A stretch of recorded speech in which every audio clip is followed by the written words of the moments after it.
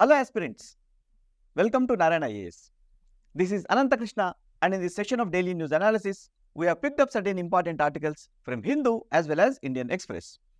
Before getting into the articles that we have chosen for today's analysis, let me reiterate earnestly that please like, share and comment on the video, and also don't forget to subscribe to our channel Narayana IAS, your one-stop destination for all of civil service examination requirements. Let's move to the articles that we have chosen for today's analysis. The first article that we have chosen is from the Hindu, which is titled GDP growth for FY24 pegged at 7.6%, published on page number 1 in the Delhi edition. This article is trying to delve into the latest revised data with regard to these GDP and gross value added numbers. We'll look into some of the details of this particular article. The second article again is from the Hindu, published on page number 16, where it is trying to delve into the data related to the India's leopard population and also some of the related data. The third article that we have chosen is from the Indian Express, titled Big Leap for Chip Mission, again published on page number 1 of the Delhi edition, where this is looking into the recent decisions of the cabinet with regard to some of the investment from some corporates. And this is striving to address that chip related crisis in terms of the shortage of the semiconductors is being addressed, given the fact that there are certain constraints with regard to the supply chain.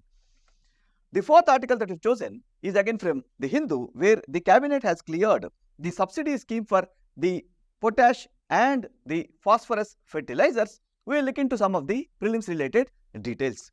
The fifth article is from the Indian Express, where it is talking about Mauritius, Maldives and India, published on page number 12, trying to delve into the recent developments with regard to some of the dynamics in the Indo-Pacific region, particularly pertaining to these two countries, again from the Indian neighborhood relations point of view. We will look at this article from the mains perspective. And at the end, we will practice some of the MCQs and the mains practice question. And with this, we will complete the today's analysis. Dear students, embark on your UPSC journey with Narayana IAS Academy. Our esteemed 5-year and 3-year integrated programs are now open for admissions in Hyderabad, Vijayawada and Nellore. Our courses include robust R&D backed initiatives such as daily news analysis, daily news review, which are comprehensive review program for a broader understanding of our day-to-day happenings, which are current affairs. Similarly, we have NCERT program, which is a foundational course that covers all the NCERT syllabi, which is crucial for UPSC preparation. We also have a mentorship program for personalized guidance, and we also have a regular test series for systematic learning and assessment of the student. So begin your journey to become a leader with Narayana IAS Academy today. Embark on this journey, make your dream come into a reality with Narayana IAS Academy. As you see here, the GDP growth for FY24 has been pegged at 7.6%. And in the below, you are also seeing the picture in which the growth rate has increased to 12.8% post 2020-2021 financial year, and then it has gradually declined and this slowdown has been experienced. But however, you see that quarter by quarter, the economy is showing an increasing trend in terms of GDP growth numbers. But with regard to this particular article, what we see is this revision in GDP numbers and the related concerns are what important for the exam. And this is, as you know, important even for the GS mains point of view under growth and development, and under GS prelims, you may place it under current events of national and international importance. Let's look at this previous year question. As you see in this question, with reference to the Indian economy, consider the following statements. The rate of growth of real GDP has steadily increased in the last decade. The second statement says the GDP at market prices has steadily increased in the last decade. As you see in this particular question, and if you recall the picture that you have seen in the paper cutting, clearly this would not be possible. Secondly, the gross domestic product at market prices has steadily increased in the last decade, which is a right statement and hence answer has to be 2 only. This has been asked in 2015. As you clearly see in this question, the issue that is going to be discussed is significant for your preliminary examination. We shall look into the details. What is the context? We clearly see now that the India's GDP 8.4% as shown in the revised GDP estimates. Now, as you clearly see that it has been quickened from 8.2% and 8.1% in quarter 1 and quarter 2 respectively. Again, here also you are seeing that even these figures have been revised. It is this which brings the necessary context to discuss this particular article. What is that latest revision in terms of the data that has been released by the National Statistical Organization? Just have a bit of focus on this such that you get the pattern and what has to be known for the examination. That also will be very, very clear in spite of the fact that there are few numbers in this particular article. As you see here, the National Statistical Organization has raised India's real GDP growth. I repeat, it is real GDP growth estimate for this particular financial year to 7.6% from 7.3% that it has projected just last month. This is one significant thing that you have to keep in mind. Second, for the financial year 2022-2023, the growth estimate has been scaled down to 7.2% from, similarly, for the financial year 2022-2023, the growth estimate for this particular financial year has been scaled down to 7% from the levels of 7.2% which has been projected earlier. And then for the financial year 2021-2022, the estimate has been raised from 9.1% to 9.7%. As you see here, the real GDP growth rate has been revised in such a way that there is tremendous growth rate that you are seeing. Second, the gross value added, by which it means that you are using the production method to calculate the output. By gross value added, here the NSO is projecting it to rise 6.9% this year, whereas the NSO has downgraded the last year's GAV growth to 6.7% from 7%. Another revised data that had to be focused upon. Third, the GDP growth rate for the first 2 quarters of this particular financial year has been raised to 8.2% and 8.1%. Further, it has raised for this particular quarter of October to December, that is the quarter 3, to 8.4%. This is another significant change that you have to take note of. On the other hand, in the same quarter, that is the quarter 3, the GVA growth has slipped down to the levels of 6.5% from those revised estimates of 8.2% and 7.7% in quarter 1 and quarter 2 respectively. Moving ahead, we also see that the private consumption, one of the very, very important aspects of the calculation of the GDP by the expenditure method. We see that this expenditure method, as it shows, the private consumption has not picked up much. Whatever the private consumption that you are seeing is growing at 3.5% from the levels of 2.4% in quarter 2. There is not much growth rate that you are seeing in this particular quarter. Second, if you look at the full year growth estimate for this particular financial year, that is financial year 2023-2024, this has been downgraded to the levels of 3% from the levels of 4.4% that has been estimated earlier. This is another thing that you have to keep in mind. Third, the farm sector, that is the agriculture and allied sector GVA growth has slipped further to the levels of 0.8% in quarter 3, and the full year is now expected to grow at this particular levels of 0.7% compared to the levels of growth rate that we have seen in 2022-2023, which is at 4.7%.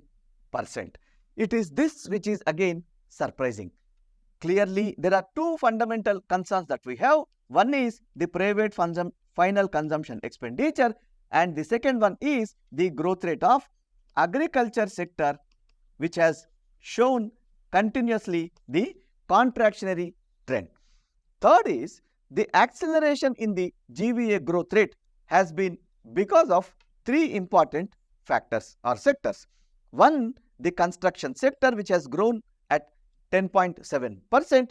Two, the manufacturing, which has been up to the levels of 8.5% from 2.2% dip in 2022-2023. And then third, mining, which is up at 8.1% versus 1.9% last year. Clearly, these are the sectors which were pushing the GVA growth upwards. On the other hand, if you look at the GVA growth rate in the employment intensive trade, hotels, transport and broadcasting services, it has just grown at 6.5% in 2023-2024 from the levels of 12% in the previous financial year. Similarly, the gross fixed capital formation, which is another important component of the expenditure method based calculation of GDP, that is growing at 10.6% during the third quarter. If you observe the growth numbers, there are three fundamental factors that have to be considered why this revision was actually possible. One, the downward revision of the last year's growth numbers has given a base effect which pushes the current growth numbers to the higher level. This is the first factor. Second factor, as you clearly see, the stronger investment and stronger net exports, these two have pushed the growth numbers further. For example, here as you are seeing, the gross fixed capital formation has been growing at 10.6% in the quarter 3. Third, we also see that in spite of lagging in the private consumption, as you have seen in this particular point, and also contractionary trend in the agriculture sector, as you see in this particular point, both of these, particularly the stronger investment and net exports, were pushing the growth number further. However, there are few concerns in this. As you can clearly see that the GDP growth rate is at the 8.4% and GVA is at 6.5%. This gap is getting widened, by which it means that we have the numbers on the basis of production method, which is given by the GVA, and you have the numbers which is given by the expenditure method. In spite of slowdown in the consumption, the expenditure method, which is calculating this GDP, is putting the growth numbers at 8.4%. The focus on the consumption levels would increase these numbers further. Second, here this is being slowed down because of two factors, as we have clearly observed. One, the agriculture and allied sectors are showing a contractionary trend, and two, including the services sector, which are labor intensive sectors, clearly you see that they have halved in terms of their growth rate in comparison with the previous financial year. There is third factor that we have to keep in mind. The third factor is GDP is related to GVA in terms of what is referred to as the GVA plus product taxes minus subsidies. As you see this happening, what you find is as the product taxes and their growth rate is increasing, clearly the GDP growth numbers would also increase. This is on the basis of that changed methodology. They are trying to revise this entire data. On the other hand, there is second concern that we have. In this particular month of January, we clearly see that the capital expenditure has contracted by nearly 40% from this so-called 88,000 crore a year earlier to 47,600 crore in this particular month of January. This clearly tells you that there is slowdown in the capital expenditure by the government in the preceding month of January. Second, less than 70% of the planned expenditure has been achieved in the ministries of Agriculture and Consumer Affairs. Both of these ministries again are significant for agriculture and allied sectors, and also it is significant for whatever the food subsidy that the government is providing through the Consumer Affairs Ministry. Hence, this clearly tells you that there are certain concerns over whatever the food subsidies that the government is providing, and also whatever the subsidies that the government is also providing towards the agriculture and allied sectors. Third, we also see that this revised growth rate has been given amidst these news that the core sectors, which are 8 in number, have been growing at this 3.6% in the month of January, wherein it was growing at 9.7% in the previous financial year during the same month. This is again clearly shows you that there is contraction in the growth of these core industries, which in fact have the weightage of 40% in the index of industrial production. So, given these three concerns, the focus hence had to be on three particular things. As you clearly see that the GVA is showing a particular growth rate which is at divergence with the GDP growth rate, government has to focus upon agriculture and allied sectors in an increasing way. Second, we have to also see that the private final consumption expenditure has slowed down to these levels of nearly 3%. The focus had to move to the private final consumption expenditure such that even the GVA growth rate can increase, because the consumption demand pushes the production. Third, on the other hand, the capital expenditure must be revived in such a way that even in these 2 months, instead of going for what is referred to in general as March rush, this would have been a planned way of expenditure. Even though this is helpful in contracting the fiscal deficit, we have to have this capital expenditure increasing, because it will have what is referred to as crowding in effect for the private sector to come up with their investments and further boosting the production and productivity in the economy. Moving to the next article, we will look into this India's leopard population which has been counted, and whatever that is important for preliminary examination, we will try to cover that. This article is significant from the biodiversity and species in use point of view for the preliminary examination, and we can probably put it under the current events of national and international importance. Look at this previous year question. The term M stripes is sometimes seen in the news in the context of A. Captive breeding of wild fauna, B. Maintenance of tiger reserves, C. Indigenous satellite navigation system, and D. Security of national highways. Asked in 2017, clearly this shows you the importance of this particular news for the preliminary examination. The context, as we have already seen, is that the leopard population in India has been counted and it has increased by 8%, which is the first prelims fodder that you have to keep in mind. From this number of 12,852 in 2018 to 13,874 in 2022. Within these years, this increase had been possible as per the report released by the Environment Ministry.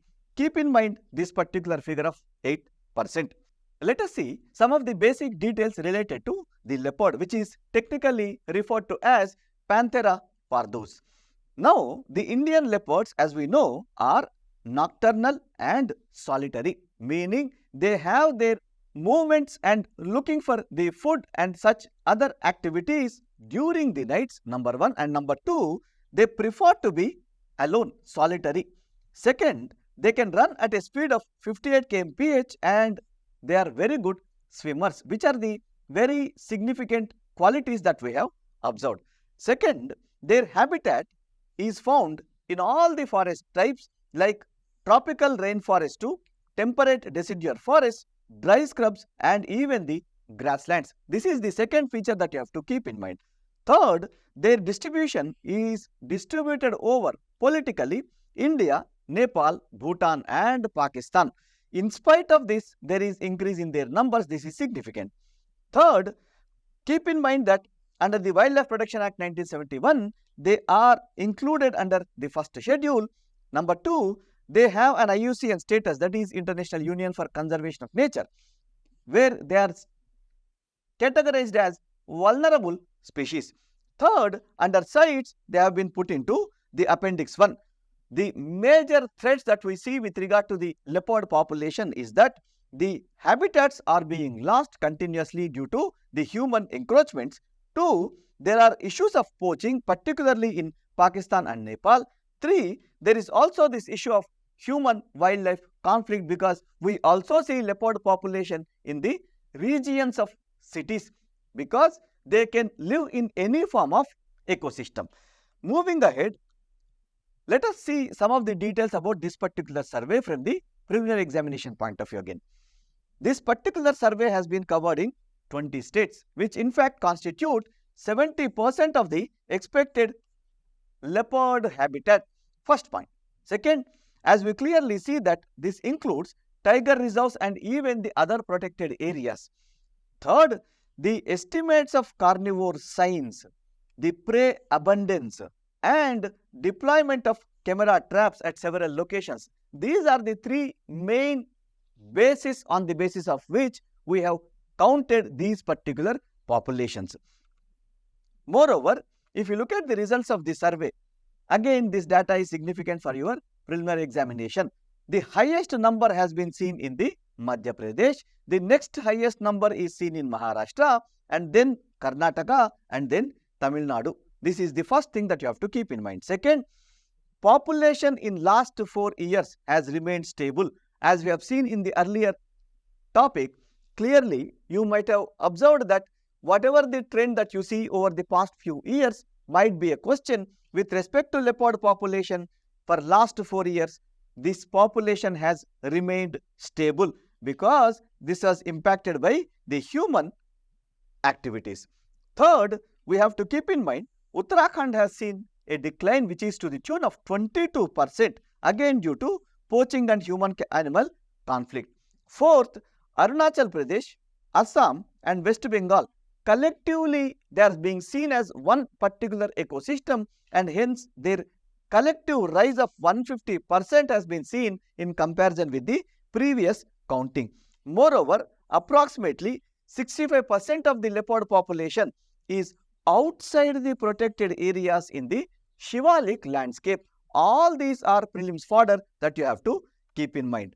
Alongside, there is one new development that we have to also focus upon, which is the International Big Cat Alliance that has been approved by the Union Cabinet. Here, the Prime Minister has called for this alliance of global leaders to curb poaching in Asia, particularly during the Global Tiger Day and India's Project Tiger anniversary. Its objective is to ensure the mutual cooperation amongst countries for conservation, keeping aside whatever the political differences that we have. Second, it has to follow the multi-pronged approach whereby the first requirement of knowledge sharing with regard to the conservation of a particular species must be done. Second, once this knowledge is there, they have to go for the capacity building in a cooperative manner. Third, on the basis of this information, education and awareness must be created. Moreover, it will be securing the future of all the big cats and their landscapes also in terms of conservation. And clearly, this particular alliance covers 7 big cats. One is tiger, lion, leopard, snow leopard, puma, jaguar and cheetah. We clearly know that India is home to 5 of all the big cats that you are seeing here. Now, this has been also integrated with the Sustainable Development Goals because clearly Sustainable Development Goals has aimed to align biodiversity conservation efforts with all the SDGs, number 1. Number 2, mainstreaming the biodiversity across sectors such as agriculture, forestry and tourism had been the aspect of the Sustainable Development Goals, and hence it is naturally part of it. Third, promoting sustainable land use and practices and habitat restoration initiatives are also part of the Sustainable Development Goals, and hence naturally this alliance and the other initiatives would be part of achievement of the Sustainable Development Goals. Moving to the next article, we will discuss this Big Leap for Chip mission. The Cabinet yesterday gave nod for this investment to the tune of 1.26 lakh crore. What is the importance of this? We will discuss that. This is all about the semiconductor fabrication and how it's important for our movement towards the further industrial revolutions, and also in terms of improving the standard of living, quality of living and ease of living. This is significant from paper 3 GS point of view, science and technology awareness in the field of computers. Look at the context. The Union Cabinet has approved a chip related project which is worth about 1.26 lakh crore, and clearly this is the India's first semiconductor fabrication plant that might come up, and this will be set up by the Tata Group along with a Taiwanese technology partner. Both of these have to be remembered. The semiconductor fabrication involves certain processes, and these processes are used to manufacture the day-to-day usage devices, and these devices may include the integrated circuits like computer processors and also memory chips that are found in many of the electronic devices. In both of these respects, they are significant. Here, as you clearly see, it's a multi-step process that involves numerous stages. If you recall, in one of the preliminary examinations, they have asked what is this photolithography is. Clearly, this photolithography is one of the process within the fabrication process of semiconductors. So this includes wafer preparation, this includes photolithography, then etching, then doping, then metallization, then passivation, packaging and testing. All these are stages in the fabrication of semiconductors. Now look at the working of this semiconductor fabrication plant. As you have seen in this particular previous picture, it in fact is reflecting this working model. Let us see this working model. This first step is the wafer preparation. This begins with growing a high quality semiconductor crystal and then slicing it into thin wafers and then polishing them to create a very smooth surface. The second stage, as we have already seen, is photolithography.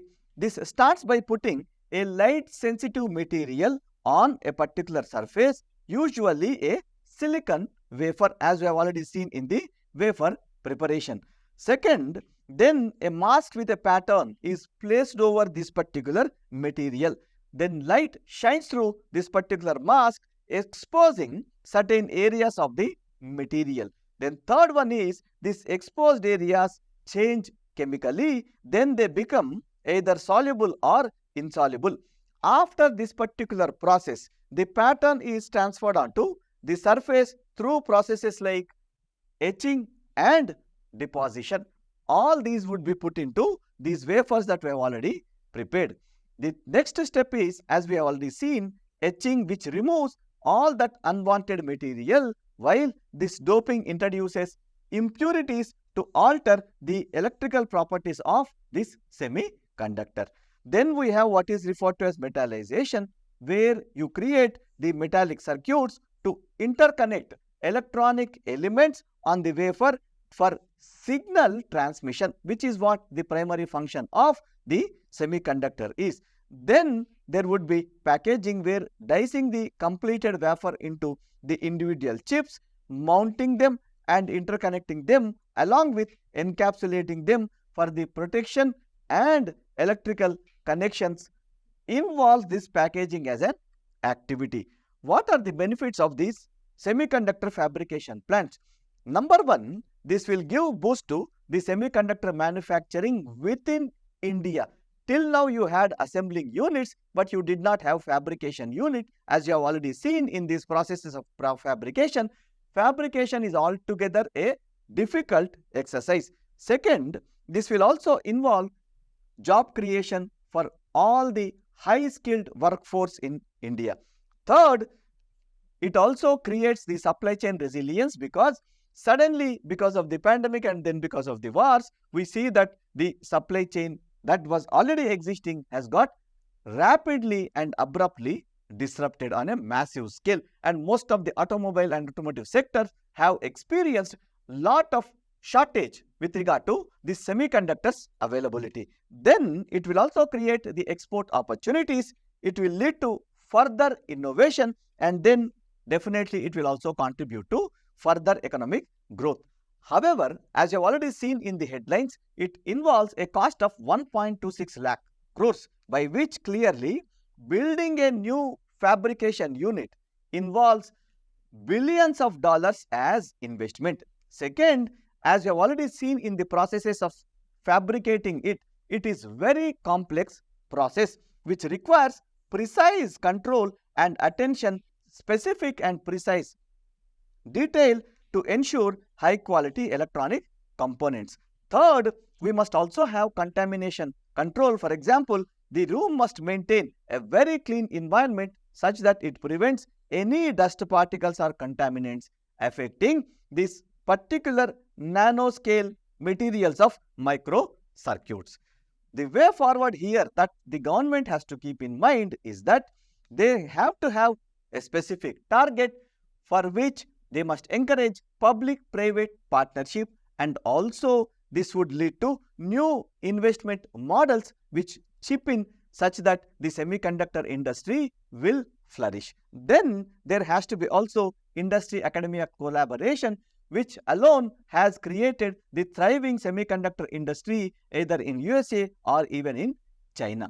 Keeping these way forwards in mind, with this we can conclude the discussion over the articles that were chosen for today's analysis. We will now move to certain practice questions. Moving to the next article, the cabinet has given her nod to this 24,420 crore subsidy scheme for both potash and phosphorus fertilizers.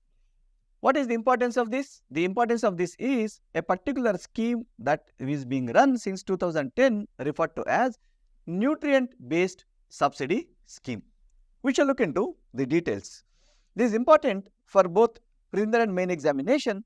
However, the discussion currently that we do is thoroughly on the basis of the preliminary examination requirements, and hence we are covering it under the current events of national and international importance. Look at this previous year question. Why does the government of India promote the use of neem-coated urea in agriculture? Release of neem oil in the soil increases nitrogen fixation by the soil microorganisms. The second one, neem coating slows down the rate of dissolution of urea in the soil. Third, nitrous oxide, which is greenhouse gas, is not at all released into atmosphere by crop fields. And fourth, it's a combination of herbicide and a fertilizer for a particular crop. As you know that this particular question, the answer for this question is the neem coating slows down the rate of dissolution of urea in the soil. Asked in 2015, the fertilizer related developments and the fertilizer related subsidies, all these can be significant for your preliminary examination. The government in this particular context has approved this nutrient based subsidy rates for this current Kharif season, that is April to December in 2024-2025 financial year, on both phosphatic and potassic fertilizers. As you clearly see, nitrogen is absent here. Generally, the nitrogen related subsidy including these two would be announced during the Kharif season. Second point, as you move ahead, let us see what this nutrient based subsidy scheme is.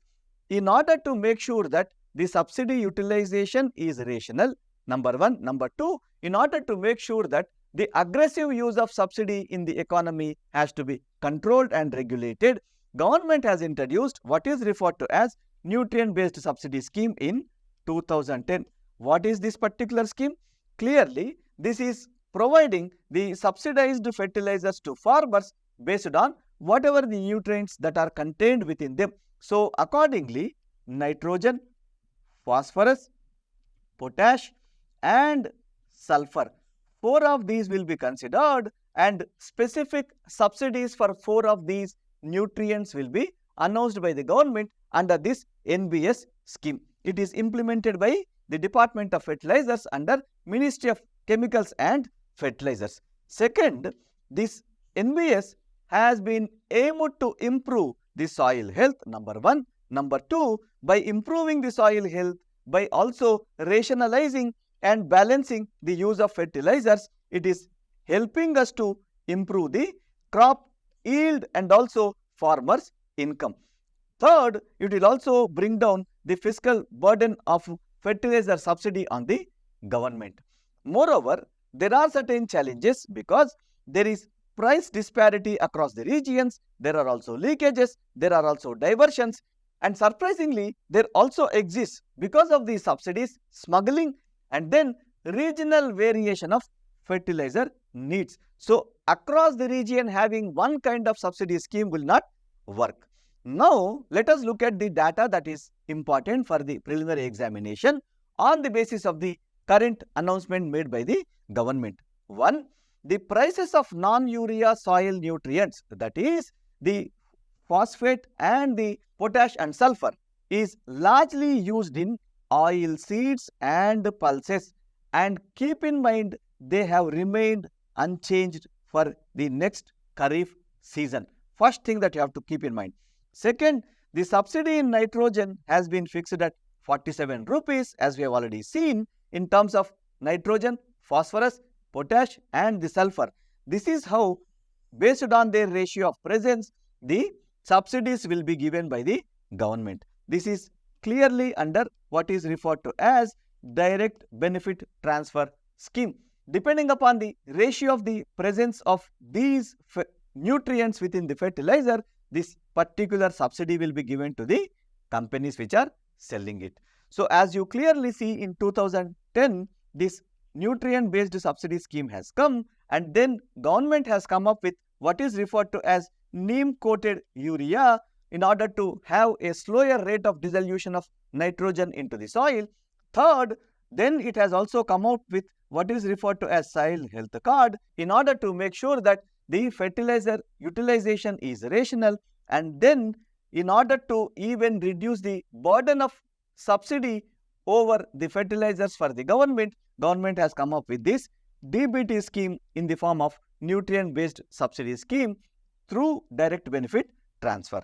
Then the projected subsidy outgo on both phosphatic and potassic fertilizers for the upcoming season, that is Kharif season, has come down by 36%. It has not increased, it has come down. This has to be remembered.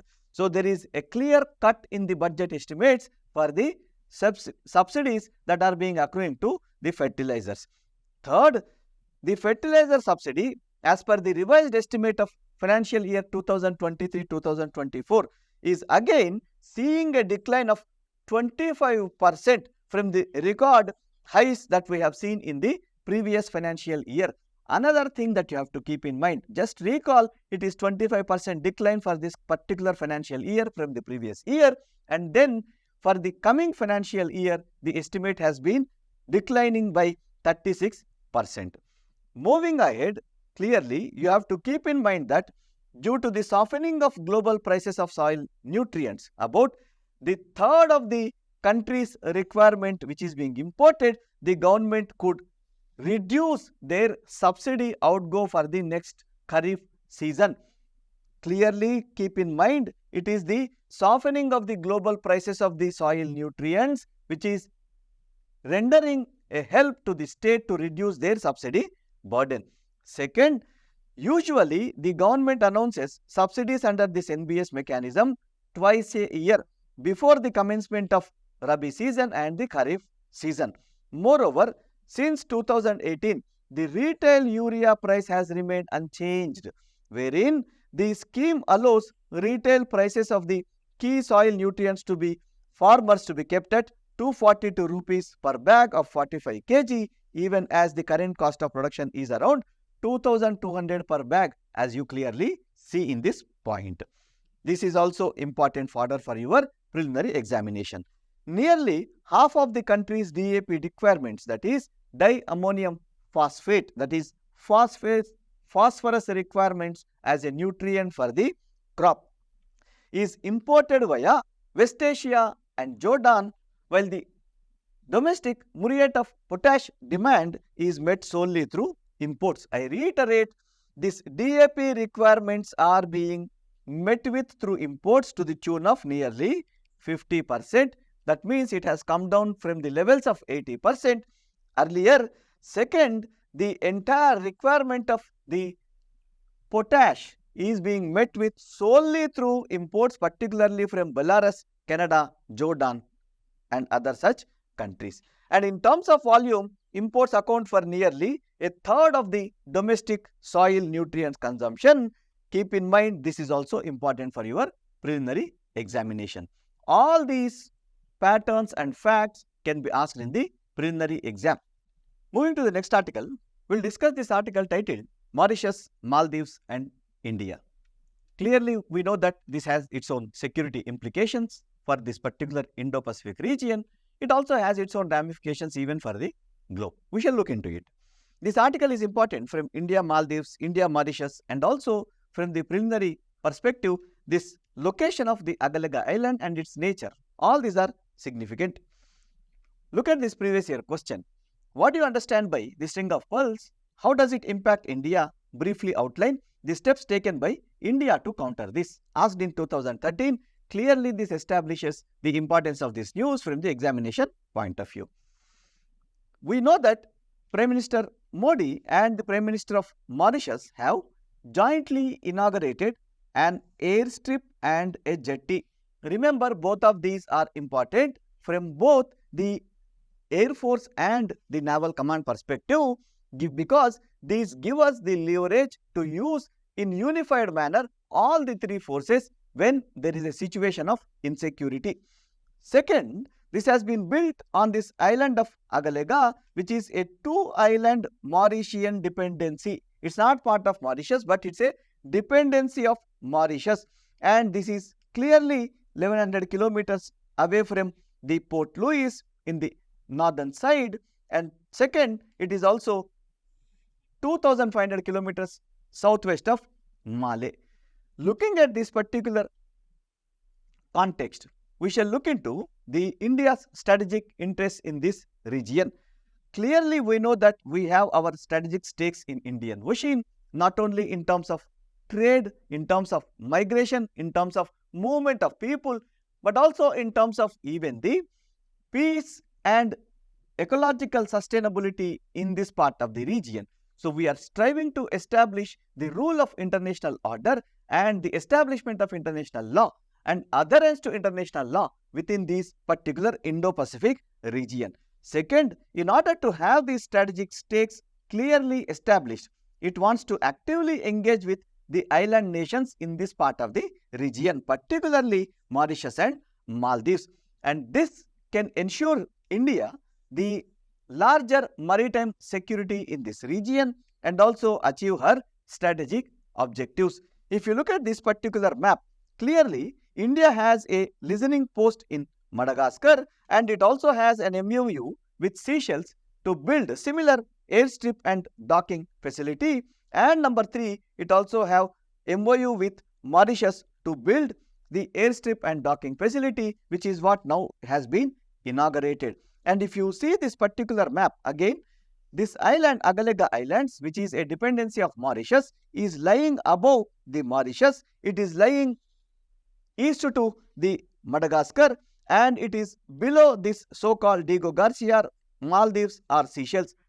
Please keep in mind that you have to remember all these islands in a sequential manner from top to bottom or from the north to south direction, and keep in mind the location of Agalega, which is above the Mauritius or the eastern side of the Madagascar. These aspects have to be remembered from the preliminary examination point of view. Of course, all these three must also be considered.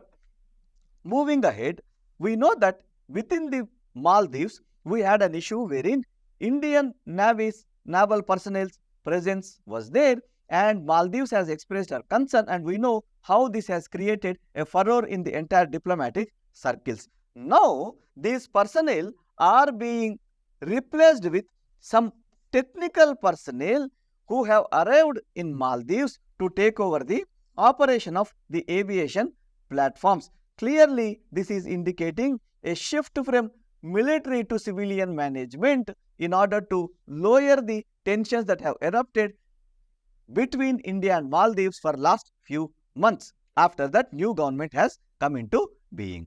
Here, if you recall both of these events and if you club this with India's presence in Indian Ocean region and how it is able to achieve her strategic objectives, keep in mind the China's growing presence in the Indian Ocean region in the form of either string of pearls that has been theorized or in the form of what is referred to as rendering support to some of the nations which are considered as rogue nations. All this is creating an insecure situation in this particular region. Second, apart from this expansion, China is also trying to influence these island nations, for example, through her debt channels. As it renders debt to these nations, they are becoming over time debt-ridden nations, and this is creating what is referred to as debt trap, as we have seen in the case of either Pakistan or Sri Lanka. Second, the political dynamics within Maldives also has created the situation of uncertainty with regard to the maritime security in this part of the region. Because within these political dynamics, we have to also consider the fact that they are getting more and more radicalized sections in the society. And apart from this association with many other nations such as Turkey, where the Muslim Brotherhood is being seen as one of the key challenges to the security situation, this hence creates a situation of insecurity in the region. Third, the infrastructure development in Mauritius, not only by India but also by China, is also of a concern. Fourth, there are also regional security concerns, because if you look at this particular map, the Somali pirates were active in this part of the region, and we also see that the region of Red Sea is going through its own turmoil, and hence having our base in Agalega Island will create a basis for us to pursue the maritime security in any eventuality of insecurity. And then this is part of the strategic diplomacy that India is pursuing in order to counter the strategic diplomacy of not only China but also of Pakistan and many other such rogue nations in this part of the region. And hence this strategic outpost in the India's neighborhood would upgrade our ability to secure our maritime interests, secure our maritime navigation for all our trade and migration requirements. The way forward is, in order to retain its presence in the Indian Ocean region, India must focus on the diplomatic engagement, bolstering the economic ties because this reduces the tensions, and then enhancing the maritime security cooperation not only through the joint exercises but also in terms of intelligence sharing and other such aspects. Moreover, investing in regional infrastructure development either through Sagarmala or any other such projects, while respecting sovereignty and addressing the concerns of the island nations, but not imposing upon them the attitude of being a big brother, which had been a key concern for many of our neighbors in the past. Moving to the first question, consider the following statements regarding strategic presence of India in Indian Ocean region. The first statement is, India helped Mauritius in developing airstrip and jetty in Agalega Island, which is a right statement. India has signed an MOU with Seychelles to build an airstrip and docking facility, which is also a correct statement, and hence which of the above statements are correct? We have to say both of them are correct. Moving to the next question, consider the following statements. International Big Cat Alliance is a global alliance for the conservation of big cats with its headquarters in India, which is the correct statement. India is an important biodiversity hotspot, being home to all the 7 big cats, which is a false statement. Hence, the answer has to be one only. A has to be the right choice. Moving to the third question, in the context of fertilizer subsidies in India, consider the following statements. The first statement is, nearly 80% of India's DAP, that is diammonium phosphate requirements, are met with imports, which is a false statement. As we have seen, it's nearly half of the requirements are met with imports. The second statement, the Soil Health Card Scheme introduced in 2015 measures the status of soil with regard to the criteria of presence of macronutrients, micronutrients and also secondary nutrients alone. We know that even the physical characteristics of soil are also part of one of the criteria, and hence this also has to be the false statement. The nodal ministry for implementation of nutrient-based subsidy scheme is the Ministry of Agriculture and Farmers Welfare, which is also a false statement. We know that it is Ministry of Chemicals and Fertilizers. Hence, so which of the above statements are incorrect? All of the 3 are incorrect. Move to the fourth question. In the context of recently released revised estimates by the National Statistics Office, consider the following statements. First statement is, the measurement of GDP is nothing but the addition of subsidies and net taxes to the GVA, which is a false statement. the growth rate of 2020-2023 has been estimated to be at 7%, whereas for the financial year 2024-2025, it is estimated at 8.4%, which is also a false statement. How many statements are correct out of these? Hence, answer has to be none of the above. Moving to the fifth question. Arrange the following from north to south. Lakshadweep, Seychelles, Agalega, Assumption, and choose the correct code amongst the codes given below. The correct arrangement from north to south has to be, we know that Lakshadweep lies above, and then we know that Seychelles lies below it, and then third, we know that Assumption Island lies below it, and then lastly, Agalega Island. So, answer has to be 1, 2, 4, 3. Choice has to be C. Moving to the mains practice question, discuss the significance of semiconductor fabrication plants in India's electronic industry and the challenges faced in establishing such facilities. What must be the approach? You can write introduction whereby you can mention how the semiconductor fabrication plants play a crucial role in advancing India's electronics industry. By doing so, it can also offer economic growth and supply chain resilience. Then you can mention within the body that the strategic partnerships with global semiconductor leaders like Japan can bring their expertise and technology transfer, whereby it can address whatever the skill gaps and enhancing domestic capabilities which is required for our semiconductor industry, and this can be mentioned. Then the government policies incentivizing the research, development, and also the cultivation of necessary skill and talent are essential to bolster the semiconductor sector in India. Alongside this will reduce the import dependence, so reduction in the import dependence is also important, and strengthening the national security interest also becomes important. All these can be mentioned in your structure of the body. Then in the conclusion, you can mention, by fostering strategic collaborations and implementing supportive policies, India can navigate challenges in semiconductor manufacturing. Thereby, it can achieve self-reliance, and also it can enhance its position in the global semiconductor value chain. By mentioning all of these, you can conclude this answer effectively to secure more marks. That's all for today, friends. We have concluded this DNA analysis. Please like, share and comment on the video, and don't forget to subscribe to our channel Narayana IAS, the one-stop destination for all of your civil service examination requirements. And also don't forget to hit the bell icon below such that you may receive all the other video related notifications which are updated over this channel from time to time. Thank you one and all.